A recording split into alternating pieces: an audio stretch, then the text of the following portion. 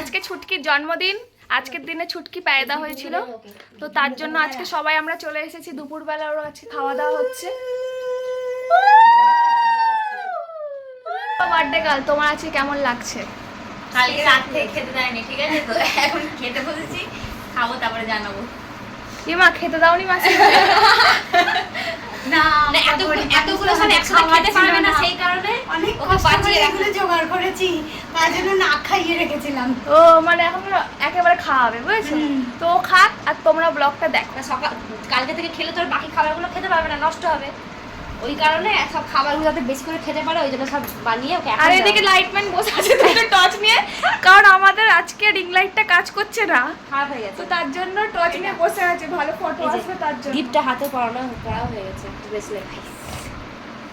বুটি ফুল এক্সিলেন্ট। সাত রকম ভাজা, স্যালাড, দিকে চিকেন কষা, ডাল, চাটনি, দই, পায়েস, মিষ্টি। আর এখানে কি আছে গোল গোল ল্যাংচার মতো? ডোনাট। ওই যে মাছ ভাজা, শাক, অনেক কিছু আছে। আর এইদিকে এই ডোনাটটার মধ্যে আমি খুঁটে খুঁটে দেখছো গাইস, আমি খেয়ে নিয়েছি ওর খাওয়ার আগে, কারণ এটা আমার পেটেই যাবে।